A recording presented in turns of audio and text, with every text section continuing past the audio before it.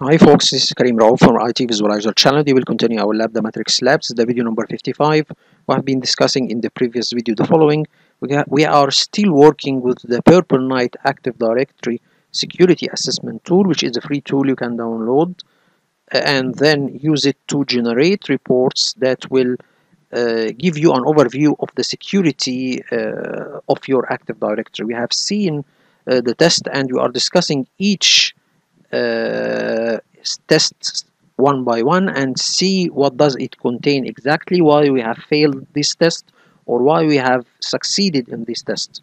So we are currently working with the account security tests, and we are currently in the point, or we are discussing the test which is called users with old passwords. If we see this test, actually I didn't notice before when I was discussing each one of these tests that we have some references here, something called security frameworks.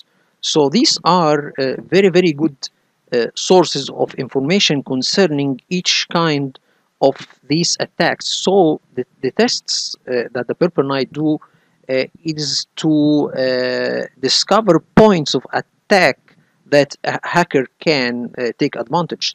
So these kinds of attacks are listed in these two websites. Let me show you all. This is called Metri Attack and Metri Defense. So one will list the popular attacks and the other one will list the defense concerning these attacks. They are very famous websites. Actually, I didn't know these sites before, but actually I found a lot of useful data when I discovered these sets. So these websites. So let me show you all these websites because they are very useful. If we go to yesterday, this is the website which is called Metri Attack.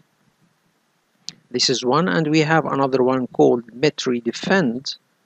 Okay, and we have the ANSI, which is the French cybersecurity. If you go to the about ANSI, this is French cybersecurity agency was created. So all of these tests are based on these security frameworks or these websites. They take this kind of attacks and they create tests to discover if these kind of attacks are already existing in your environment or Active Directory environment. So for example, we can see here that he's talking about credential access, persistence. This when we see users with old passwords. So these are related to credential access and persistence. If we go to the website, we will see it's saying it's a global accessible knowledge base of adversary tactics and techniques based on real-world observation. The attack knowledge base is used as a foundation for the development of specific threat models and methodologies in the private sector, in government, and in cybersecurity product and service community. Okay, so it's talking about the website. With the creation of Attacki and Metri, it's fulfilling its mission to solve problems for a safer world by bringing communities together to develop more effective cybersecurity. Attack is open and available to any person or organization for use at no charge. If we see, these are a lot of attacks. We can see here these are very huge kind of attacks. I think I didn't see that much before. We can see here all of these are kinds of attacks. Okay, and this is the attack matrix, and then we can go to the defend matrix, okay, which is the opposite of this one. Very useful, very detailed, contains a lot of information. Okay, so you can use to check the kind of attacks and the kind of defenses concerning these attacks. Okay, and we can also search the ANSI, which is the French cybersecurity agency. This is something like the Department of Defense of the United States. They have also a sub-branch of the Department of Defense that is focusing upon the cybersecurity attacks. Okay, so these are agencies that develop maybe security frameworks and security recommendations concerning how to secure different products or different operating systems. So We can see here that Purple Knight depends upon these security frameworks: Metri Attack and Metri Defend and the ANSI. Okay, so I urge you all to check these websites because they are very, very useful. Anyway, if we go and continue with our test here, users with old password. This indicator looks for user accounts whose passwords had not been changed over 180 days. So this means two things: that these users uh, are taking a long vacation, which is not logic to have 180 days, or they are not uh, available, or they are not in the company anymore. Maybe they have been fired, or they have leave the job. So some IT disable the accounts, but they don't delete them. So this is a security point. Every user that has left the environment or left the company should delete his account immediately. Do not leave it or do not disable it, because maybe you forgot this disabled account, and this will be a weak point. Okay, stale passwords that aren't changed over a long period of time and are not supported by multi-factor authentication are rip targets for attackers. They present opportunities for attackers to move literally through the environment or elevate privileges. So in my lab environment, I have created a lot of accounts. I didn't use them actually. I have used only one account. So here is saying that I have 68 users. Actually, this is correct. I didn't use them because this is a lab environment. I only used one or two accounts, and the others are for illustration only, or to make or to simulate a real-world Active Directory example. Okay, so or environment. So he's saying that you have 68 accounts that didn't change their password from 180 days. So this is a good thing. This will give you an overview about the users that are not active, or they are not logging into your Active Directory, maybe because of a long vacation, or maybe they have left the company and you forgot to delete their account. So this is a good test to make sure that all of your users are active and they are using their accounts and they are regularly logging into the domain. Okay, so ensure that users change their password at least once every 6 months. Okay, the password policy or the default domain password policy, the latest one says that you should, or the password or the minimum password age is 45 days. Okay, I think this is the minimum password age. I think this is, sorry, the maximum password age. Sorry, the maximum password age is 45 days, and the minimum password age is 1 day.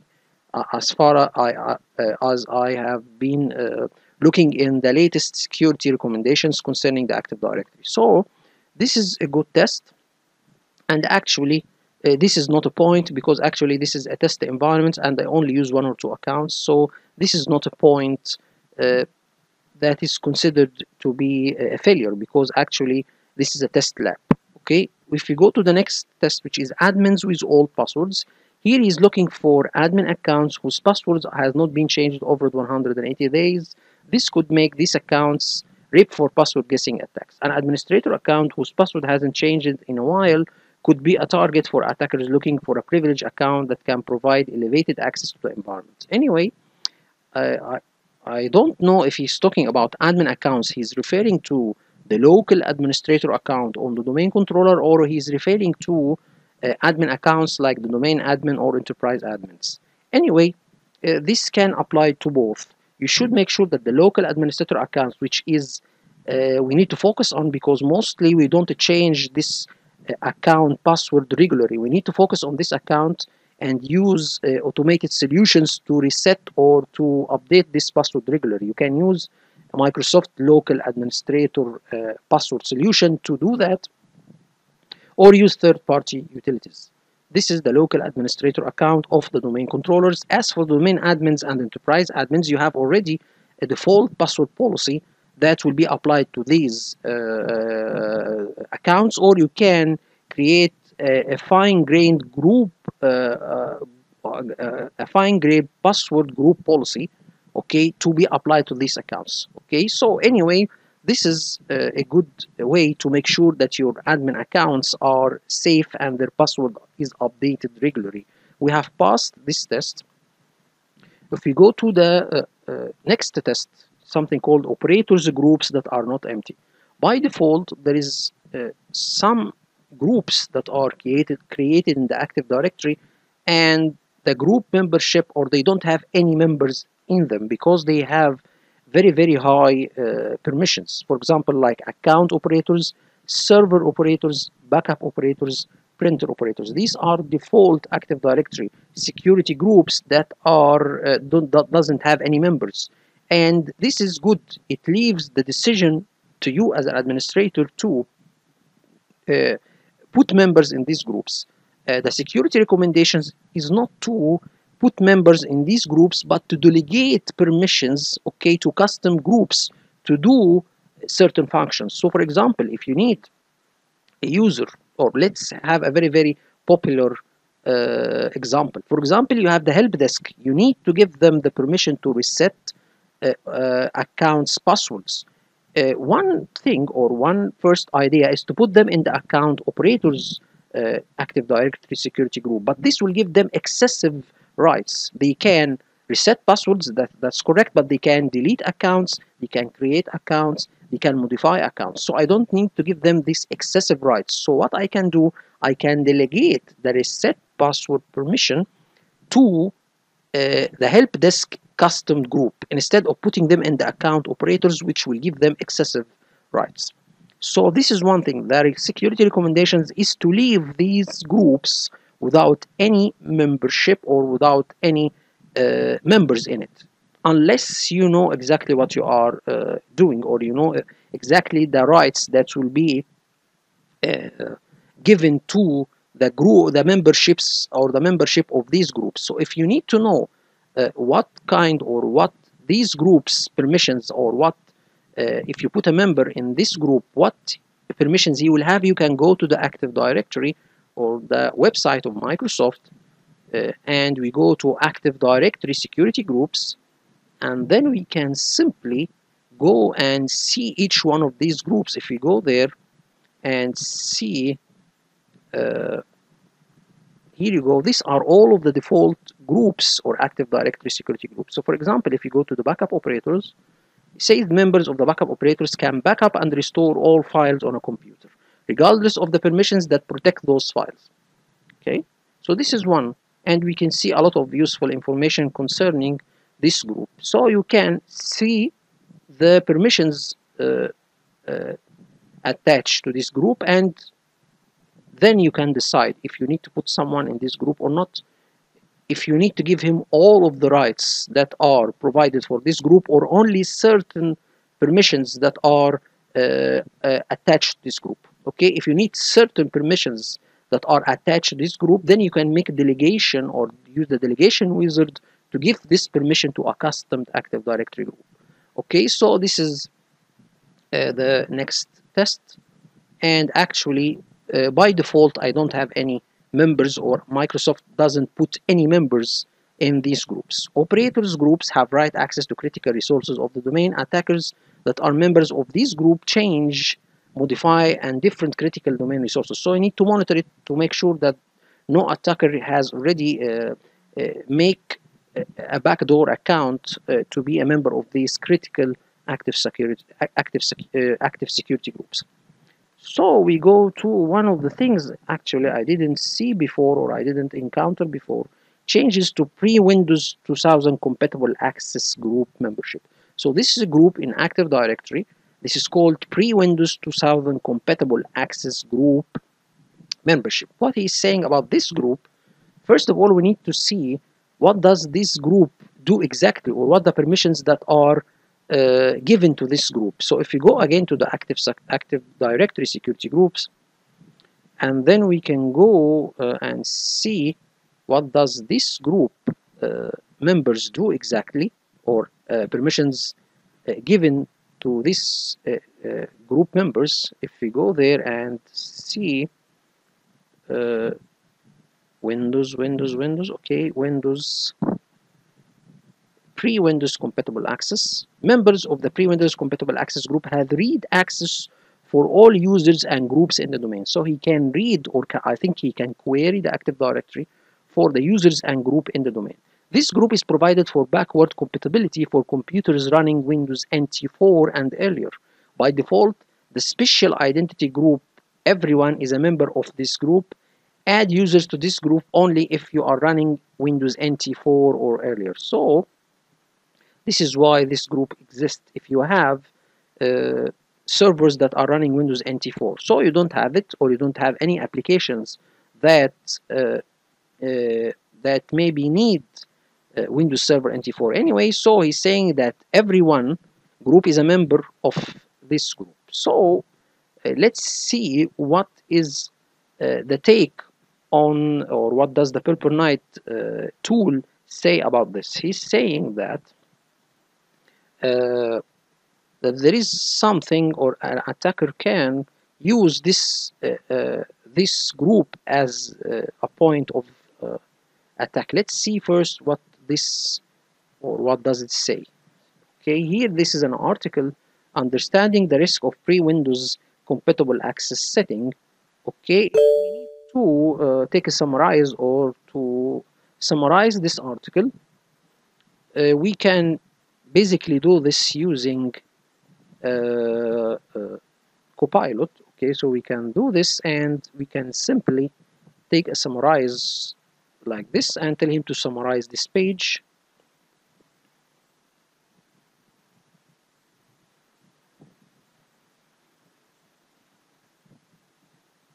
So let's read it loudly and see what does it says exactly concerning this group.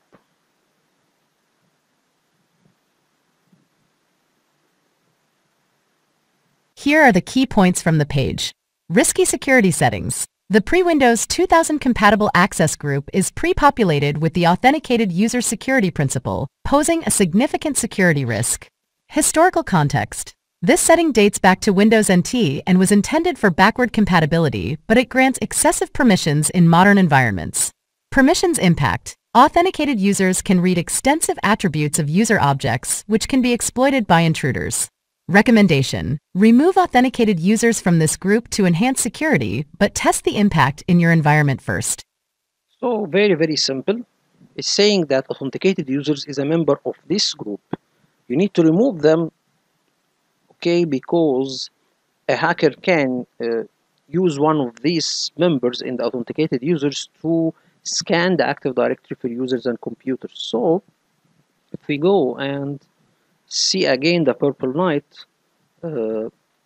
like code of compromise, as a part of the layered approach to security and ensure that non-authenticated users cannot read Active Directory, it is best to ensure that the group does not contain anonymous users or everyone. So he's saying here that you need to remove everyone group, not the authenticated users. So if, let me see something here, we see that compatible users have authenticated users, and we have the domain controllers. So I think here he's not talking about everyone. Okay, for sure I think everyone should be removed, and authenticated users should be removed. So he's saying that we should remove both, but you need to make sure to test this before applying it in your environment. Okay, so redemption: confirm that any addition or removal from pre-Windows compatible access group are valid and properly accounted for. So you should make sure to test this before doing this. Okay, this should be, and he's saying here that risky member added during domain creation. So he's saying that this should be a risky, or this is a risky member. As for the domain controllers, I think he didn't say anything concerning this this group, or should not remove it. Okay, and I think actually, if you don't have, but this should be tested as well, because I think you don't have any domain controllers that are running Windows NT4. But again, you need to test this carefully before applying it. So let's go to the next test, which is changes to privileged group membership in the last 7 days. So he is scanning for built-in privileged groups in the Active Directory to make sure that their memberships are not changed during 7 days. So for example, maybe I have changed Karim from a domain admin to be in the enterprise admins, or I have changed, for example, an accountant removed him from the accounts Active Directory group to the domain admin. These are legitimate changings, but if an attacker is doing the same, so he's moving, or an attacker is giving a user privileged permissions by putting him in a privileged group, this should be monitored. And actually, we don't change the privileged group memberships in short periods of time. This is not generally, we don't generally do that. So for example, I don't change the membership of my IT personnel from domain admins to enterprise admins or to other privileged groups in short time. This is done, I think, once or not regularly. Okay, so he's talking about this indicator. Recent additions or deletions to privileged group members could be a normal operation changes or could indicate attempts at persistence or cleaning up of tracks after an attack. So this is good. Maybe an attacker has put a user or a backdoor account in the domain admins. After finishing the attack, he has removed this account from this privileged group. Okay, so we need to monitor the privileged group memberships. Okay, so this is one thing, the adding or the removing. Okay, so this is another thing, and actually there is no changes in the last 7 days.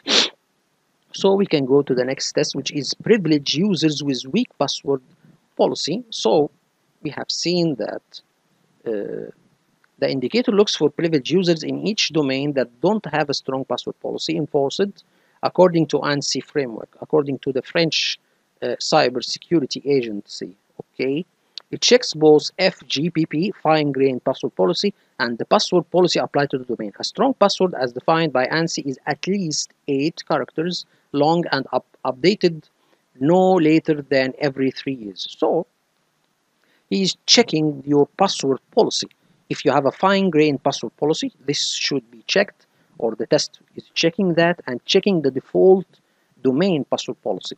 And actually, these two, or the default domain policy, I think the latest one, we have 8 characters, and we have a complex password, and we have the maximum password age to be, I think, 45 days, and the minimum password age 1 day. So I think this password policy is enough, but you need to check this password. And here he's checking privileged users with weak password policy. Okay, so he's checking the default password policy, and if you have special users with special password, then he is checking also this especially the privileged users. Okay, so this is also one good test. And he's saying weak passwords are easier to crack via brute force attacks. They can provide attackers opportunities for moving laterally or escalating privileges. The risk is even higher for privileged accounts, for when easily compromised, they improve the attacker's chance to quickly advance in the network. So actually this is also a good test. Now we need to go to the next test, which is he found that I am not using the protected users group is not in use. Okay, let's see what is the protected users group. The protected users group was introduced in Windows Server 2012 R2 Active Directory to minimize credential exposure for privileged accounts. Users in the protected users group are more secure when authenticating to the Windows resources.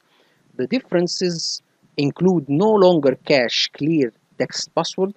So when he log in to a machine using this privileged account, his credentials are not cached in clear text, even when Windows Digest is enabled. This is a kind of encryption. NTM is will no longer cache clear text passwords, and Kerberos will no longer create DS or RC4. So, in short words, you put your privileged users in this group to protect their credentials from theft. Okay, because the members of this group has no longer caching clear text password. We have strong encryption for their passwords. We're logging into domain controllers. Members of the protected users group cannot authenticate via NTLM. This is a weak authentication protocol. They use Kerberos only, use DS or RC4 for Kerberos pre-authentication, and cannot be delegated with constrained or unconstrained delegation. So a member of this group will have strict security controls, so their passwords are not hacked. Caching of the password is no longer in clear text. Encryption is strong for these passwords. Authentication to the domain controller domain controller using these accounts, which are members of protected groups, will be using strong authentication protocols like Kerberos. Okay, NTLM is a weak one. We have seen this, or we have discussed this before.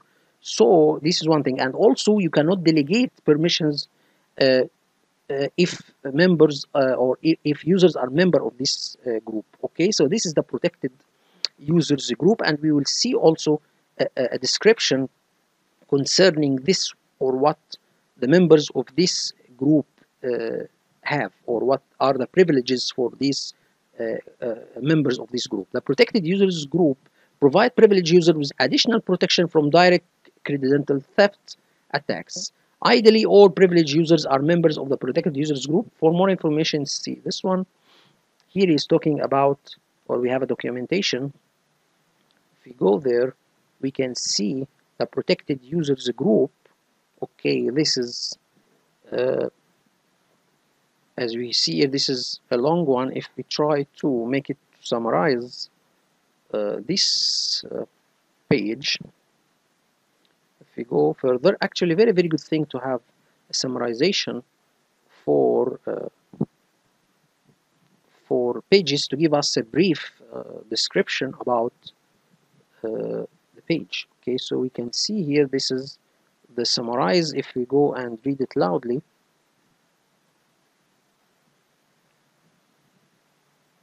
here are the key points from the page. Protected Users Group, a global security group in Active Directory designed to protect against credential theft attacks by preventing credential caching. Prerequisites. Specific system requirements must be met before deploying the Protected Users Group. Protections. Members of the group receive non-configurable protections, such as limited TGT lifetime and enforced use of Kerberos with AES. Guidelines. Recommendations to avoid lockouts and ensure proper AES key management for accounts. If you need more details on any of these points, feel free to ask. So simple and easy.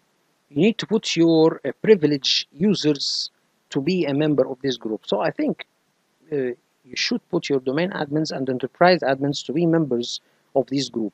Okay, if we go there and see what is the protected group, if we go and see the description, if you go there, let's go further and try to see what are the protected. But again, you need to test this, because you will have some production disruption, or you will see your accounts will have some interfere in your network. You need to make sure that your domain admins and enterprise admin accounts are used normally after adding them to the protected users group, because there will be a lot of things changing, or there will be a lot of changes. If you go to the protected users, we can see here members of the protected users have extra protection against the compromise of credentials during authentication process. Okay. The security group is designed as a part of a strategy to effectively protect and manage credentials within the enterprise. Members of this group automatically have no configurable protection applied to their accounts. Non-configurable protections apply, so I think you cannot change the configuration for these accounts. Okay. Membership in the protected users group is meant to be restrictive and proactively secure by default. The only way you can modify the protection for account is to remove the account from the security group. So you cannot change any permissions so you cannot go to the protected users group and change any permissions attached to this group. Okay, the domain related global group triggers non-configurable protection on devices and host computers starting from Windows Server 2012 R2. This feature is there, and Windows 8.1 operating system. It also triggers non-configurable protection on domain controllers in domains that have primary domain controller running Windows Server 2016 or Windows Server 2012 R2. The protection greatly reduces the memory footprint of credentials when users sign into computers on the network from a non-compromised computer. Caching of the credentials are strictly and tightly controlled. Depending on the account's domain functional level, members of the protected users group are further protected due to behavior changes in the authentication methods that are supported in Windows. Members of the protected users group can't authenticate by using the following security support providers: NTLM, so you cannot authenticate using NTLM, or Digest Authentication or Credits SSP. You are only authorized to use the Kerberos as the way of authentication. Okay. Passwords are cached on devices running Windows 10 or Windows 8.1, so the device fails to authenticate to a domain when the account is a member of the protected user group. If you are using any of these protocols to authenticate to the domain controller, it will fail after you put the users or the privileged users in the protected users group. The Kerberos protocol wouldn't use the weaker DS or RC4 encryption types in the pre-authentication process. The domain must be configured to support at least AES cipher suit. So you will use only the Kerberos to authenticate to the domain controller and using a certain cipher suit, okay, especially AES. The user account can be delegated with Kerberos constrained or unconstrained delegation if the user is a member of the protected users group. Earlier connections to other systems might fail. So these are all considerations before putting your privileged user's account to be a member of the protected users group. You can change the default Kerberos ticket granting ticket lifetime setting of the 4 hours by using authentication policies and silos in Active Directory Administrative Center. In the default setting, when 4 hours have passed, the user must authenticate again. So I think here is also you have less ticket time. Okay, I think if you put members in the protected group, if you put users in the protected users group, they will be granted less ticket lifetime. Okay, so these are things concerning the protected user group applies to Windows Server. So and so the group was introduced to Windows Server 2012 R2. So, and these are the specifications. It's a global or PG ID or the group ID.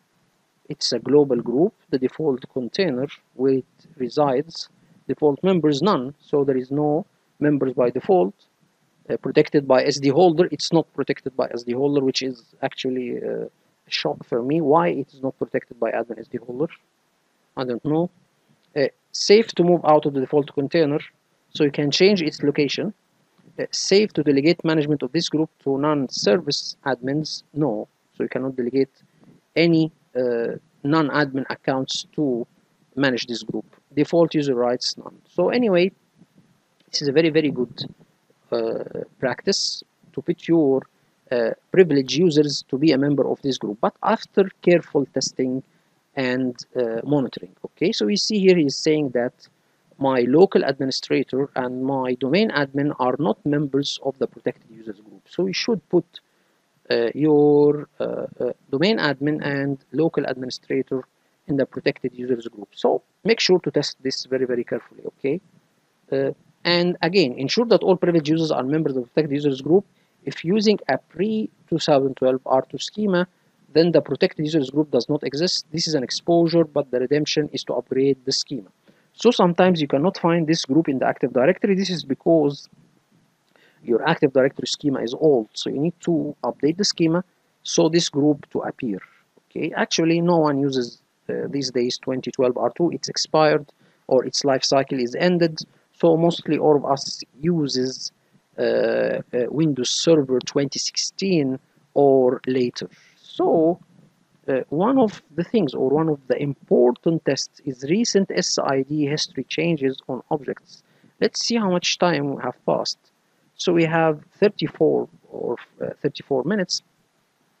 Let's see this test and what does it do exactly. Recent SID changes on objects. What are SID?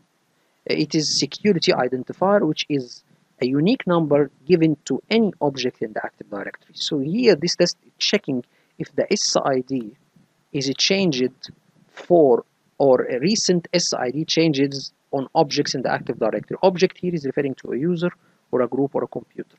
So why the SID could be changed? For example, if you are migrating users from one domain in a forest to another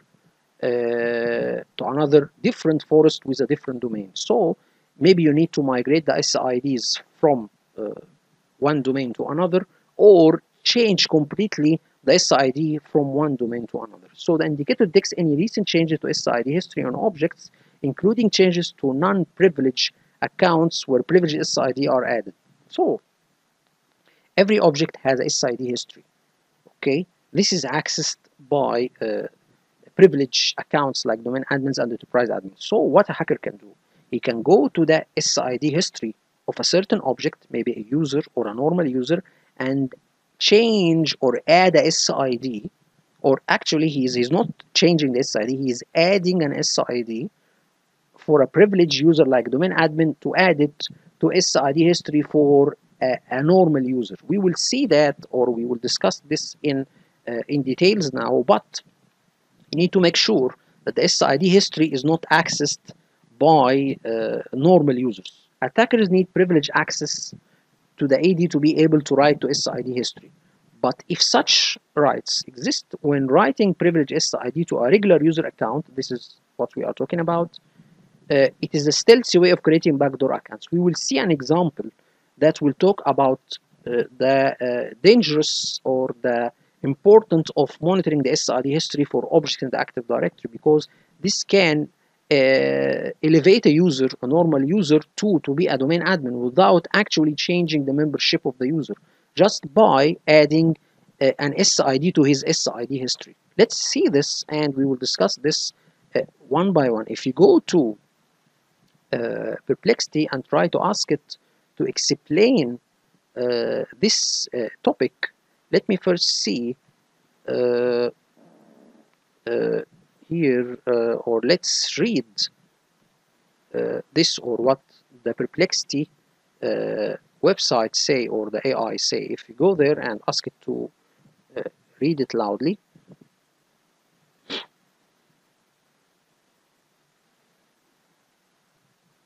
so let's read this loudly. Answer. Recent changes to the SID history attribute in Active Directory can indicate significant activities, especially during migrations or potential security incidents. Here's a summary of the context and considerations regarding SID history changes based on the provided search results.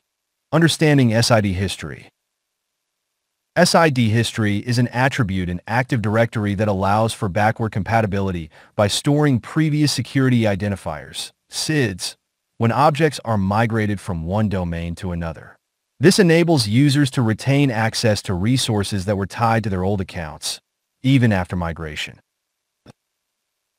Key considerations for SID history changes. Migration scenarios. SID history is primarily used during domain migrations to ensure that users can still access resources linked to their old SIDs. It is crucial for maintaining access control lists, ACLs, that reference the old SIDs. Security risks. While SID history facilitates access, it also poses security risks. If not managed properly, it can allow unauthorized access. For instance, if an attacker can inject a SID into a user's SID history, they could gain elevated privileges without being a member of privileged groups. Auditing changes. To monitor SID history changes, organizations should enable auditing for user account management in Active Directory. Relevant event IDs to track include Event ID 4765 indicates that SID history was added to an account. Event ID 4766 indicates a failed attempt to add SID history to an account. Best practices. Remove SID history post-migration. After migration and repermissioning, it is recommended to remove SID history to minimize security risks. Keeping old SIDs can lead to unauthorized access if those SIDs are reused. Implement SID filtering. For Interforce trusts, applying SID filtering can help prevent unauthorized SID injections from other forests. Detection methods. Use PowerShell scripts to detect users with SID history attributes. For example, PowerShell.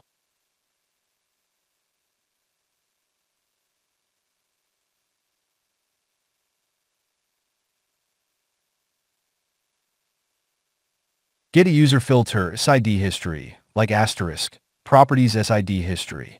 This command retrieves users with any entries in their SID history, allowing for further investigation of potential unauthorized changes.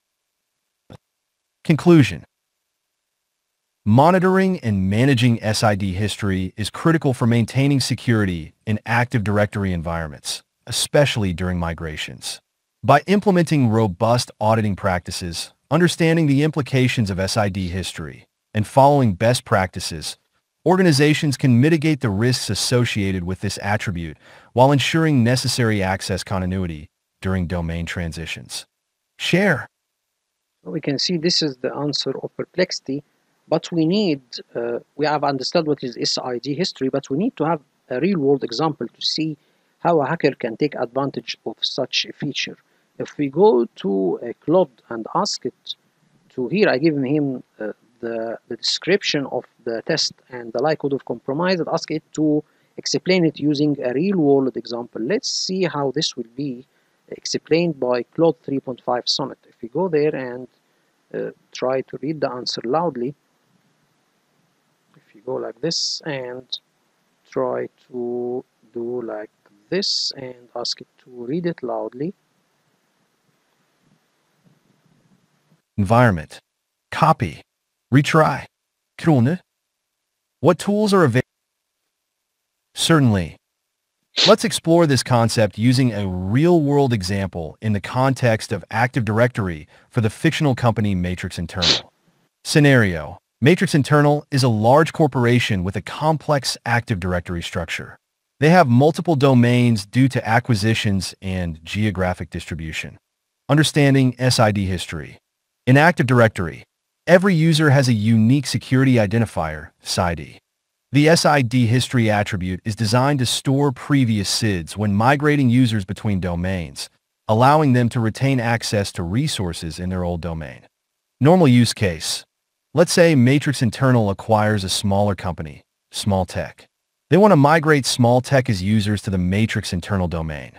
John, a Smalltech employee, had the SID S15213263068140249654997863241 in Smalltech as domain.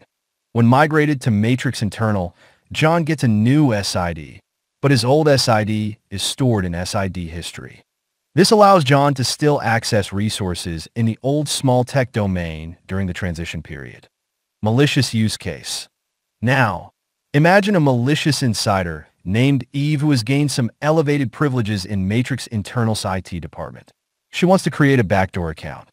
Eve creates a new, seemingly harmless account for Bob in a non-privileged OU. Instead of adding Bob to the domain admins group, which would be easily noticed, Eve modifies Bob's SID history. She adds the SID of a domain admin account to Bob's SID history. The impact. Many systems check the SID history along with the current SID when determining access rights. Bob's account now effectively has domain admin privileges on many systems. However, Bob doesn't show up in any lists of domain admins, making this a stealthy backdoor. Detection. Matrix Internal Security Team sets up monitoring for changes to SID history. They create an alert for any modifications to this attribute.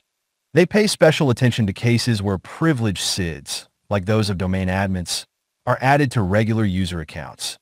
Real-world implications.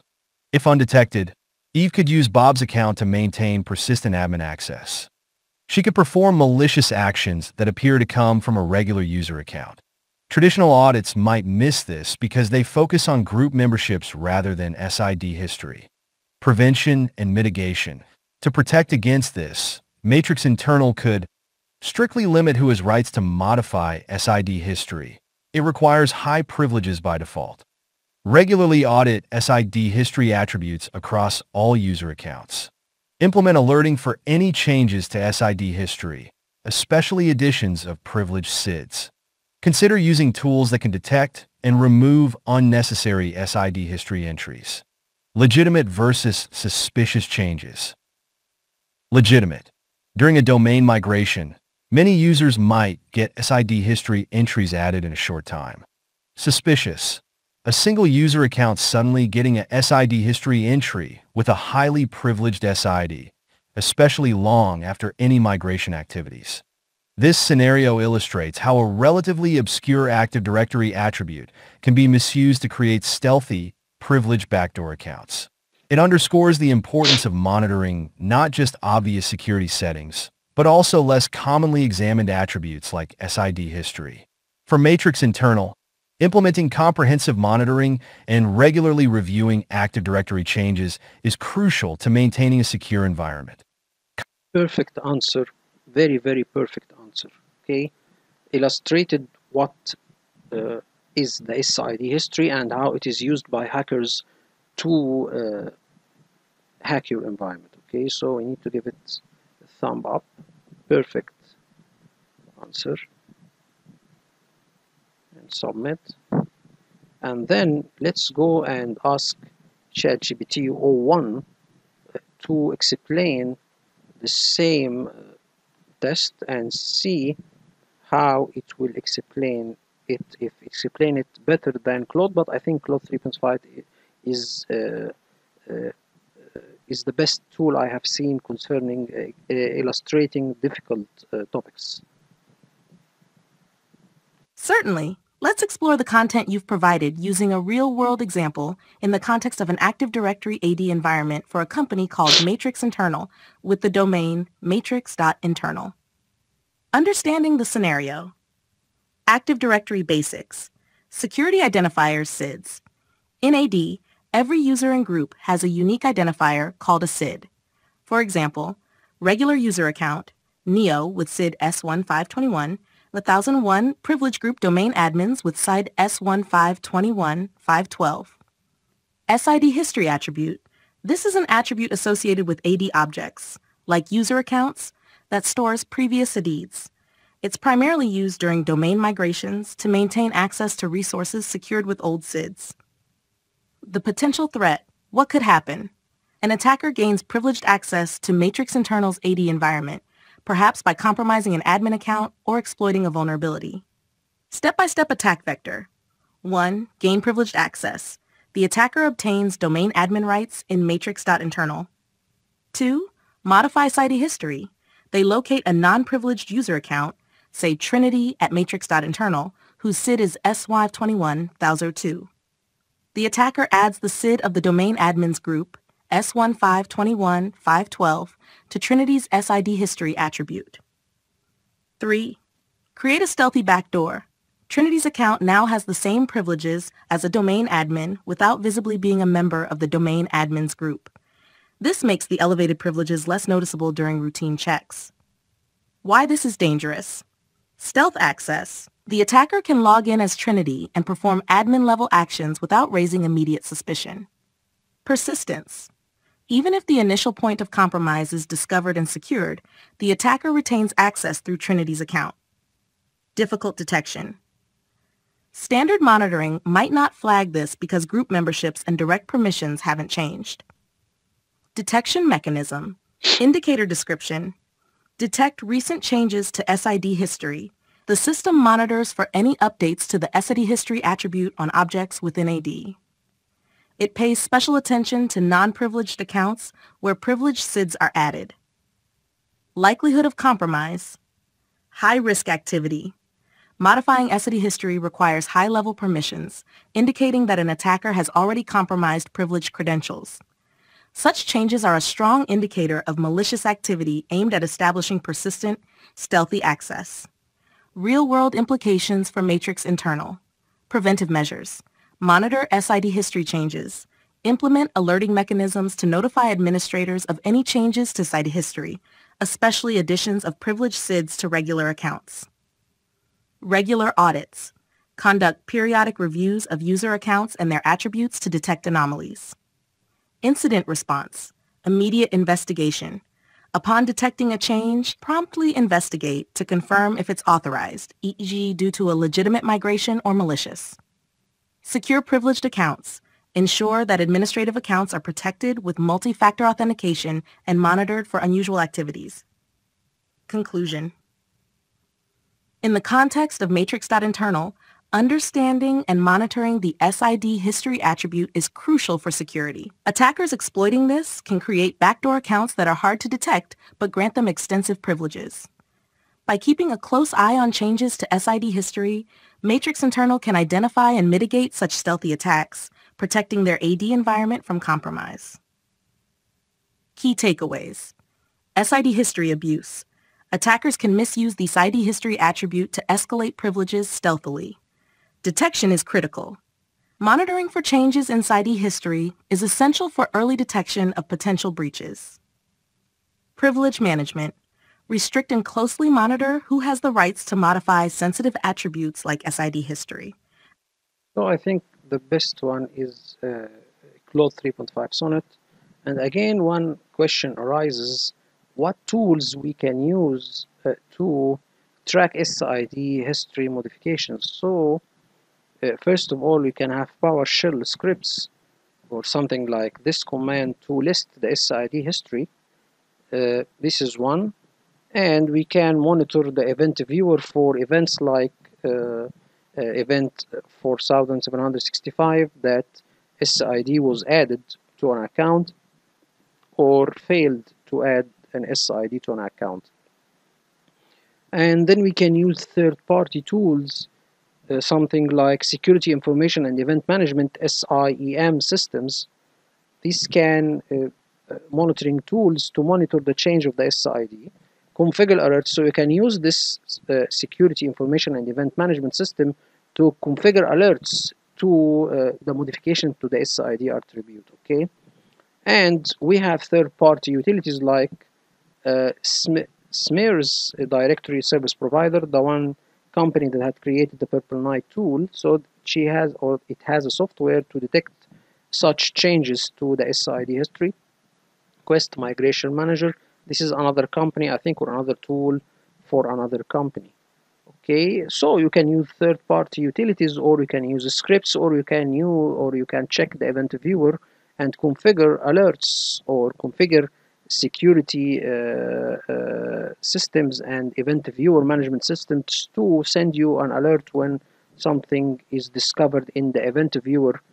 These two event IDs are discovered by this system. It should send you an email to alert you that these events are occurred and recorded.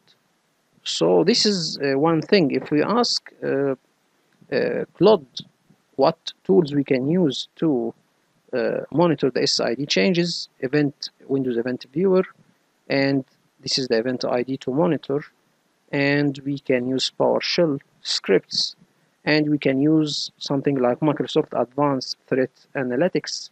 This is a tool to detect this kind of changes to the SID. Azure Advanced Threat Protection. So we have third-party tools that monitor this kind of changes.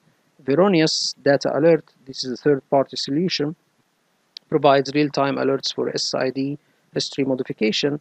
Quest Change Auditor for Active Directory, okay, tracks SID history changes. Manage Engine AD Audit Plus. So also this answer is more rich than the Perplexity answer. We have Netrix Auditor, so we have a lot of tools to check this kind of changes. Microsoft Security Information and Event Management, SIEM, can be configured to aggregate and analyze logs related to SID events like 4765. Allows for custom alert creation and correlation with other security events. Custom LDAP queries, I think this is the least tool we can use. Sysmon, a free Microsoft tool that can be configured to monitor registry and file system activity related to SID history. Requires additional setup and log analysis tools.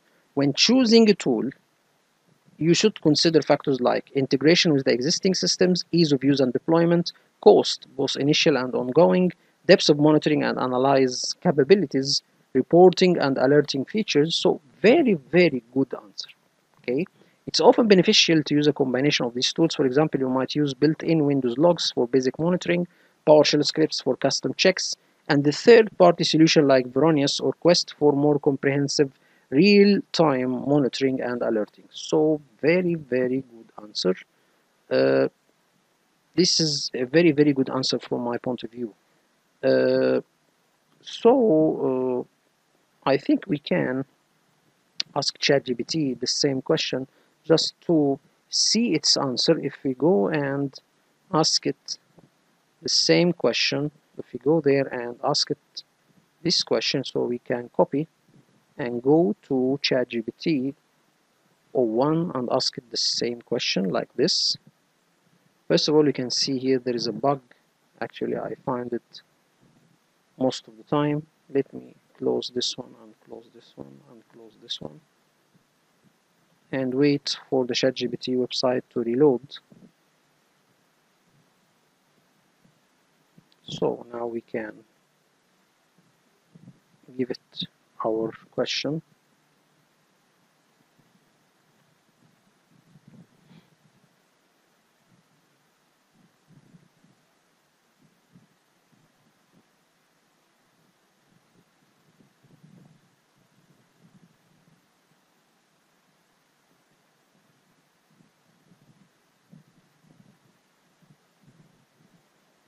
So here is giving us, I think, a good answer.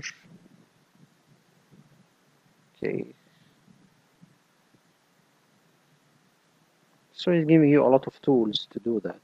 PowerShell scripting, Microsoft Defender for identity, security information and event management systems, a lot of tools, third-party auditing tools, Netrix, Quest, Change Auditor, Manage Endel AD+, SolarWinds Access Right Manager, LDAP logging and diagnostic. Very, very good answer. Actually, is giving you a very detailed answer how to do that. Maybe using LDAP logging and diagnostics, implementing change management process, best practices. So I think the answer actually seems to be good, okay, and very, very detailed. But actually, I think maybe the same answer as Claude. But the one thing that ChatGPT o1 is good in is the organization of the answer. It's very, very organized and well put. You can see very, very, very simple and easy to follow. It in bullet points, in bold. For example, the event here ID is bold, so you can focus on it. Very, very good one, actually.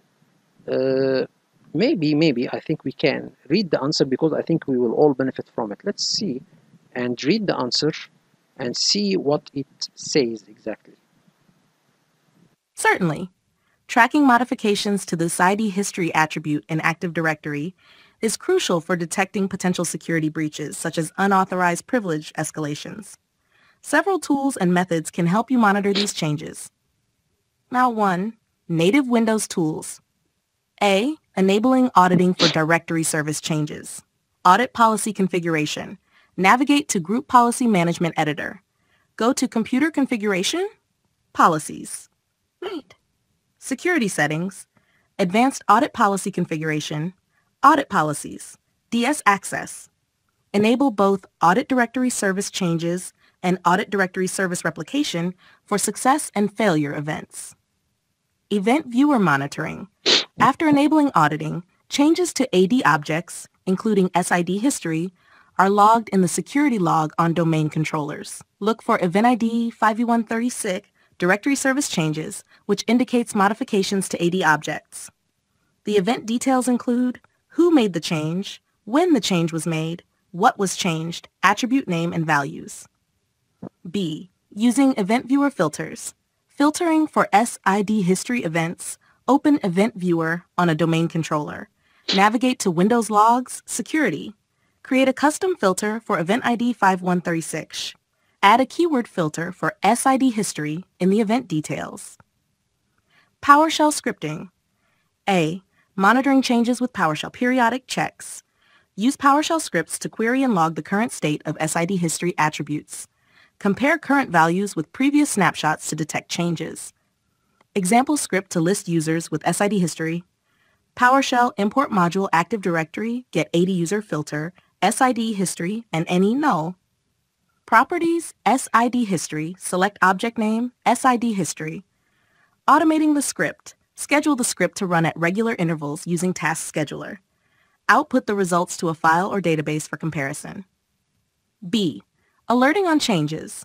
Comparing snapshots. Store previous outputs and use compare object to identify differences. If a change is detected, trigger an alert, e.g. send an email notification.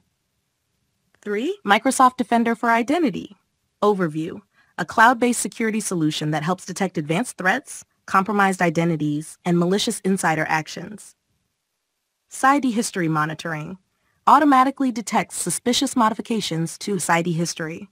Provides alerts and detailed reports on unauthorized changes. Integration. Works seamlessly with on-premises AD environments. Integrates with Azure Security Center for a unified security posture. 4. Security information and event management solutions. Event collection. Ingests Windows security logs from domain controllers. Use Splunk queries to search for event ID 5136 related to SID history. Alert configuration. Set up real-time alerts or dashboards to monitor for changes. B. Other SIEM tools. Examples: IBM QRadar, Logarithm, functionality. Collect and analyze logs for specific events. Create correlation rules to detect and alert on SID history modifications. Shadow 5. Third-party Active Directory auditing tools. A. Netrix Auditor for Active Directory. Features. Provides detailed reports on changes to AD objects and attributes. Real-time alerts when SID history is modified. Tracks who made the change, when, and from where. Quest Change Auditor for Active Directory capabilities. Monitors, reports, and alerts on critical AD changes. Includes a focus on sensitive attributes like SID history. Provides before and after values for modifications. C. Manage Engine ADAudit Plus functionality. Real-time monitoring and alerting for AD changes. Predefined reports for changes to user attributes, including SID history. User-friendly interface for tracking and auditing. SHA-D. SolarWinds Access Rights Manager. Features. Monitors user permissions and access rights. Alerts on changes to critical attributes like SID history. Helps in auditing and compliance reporting. 6. LDAP logging and diagnostics. Enabling LDAP interface events. Use NTDS diagnostics to increase logging levels for LDAP interface events. Adjust the logging level in the registry under HKKey Local Machine System Current Control Services Diagnostics 15 Field Engineering. Set the value to 5 for detailed logging. Monitoring LDAP operations. Logs detailed LDAP operations, including modifications to attributes. Analyze logs for modify operations targeting SID history. #7.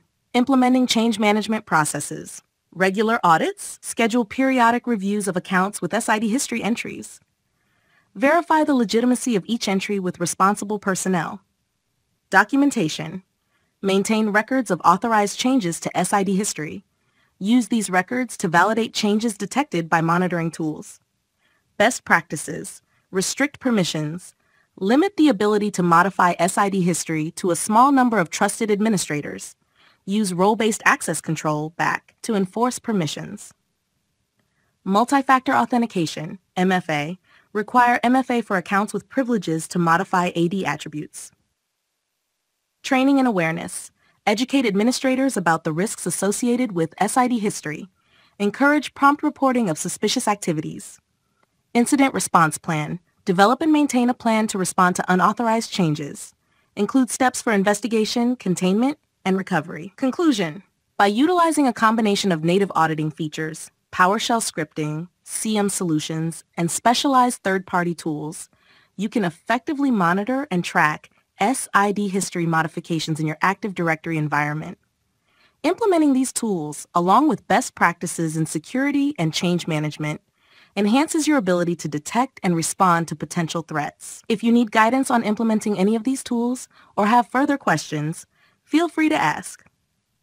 Perfect answer.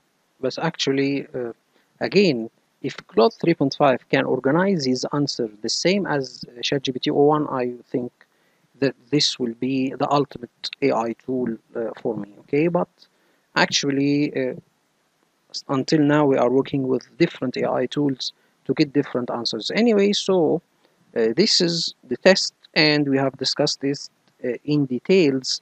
We will stop at this test, which is trust accounts with all password, I think we can stop at that point, and then we will discuss it in the upcoming video. Hope this video is informative to you all. Hope this video is informative for you all, and thank you all for viewing. Thank you so much.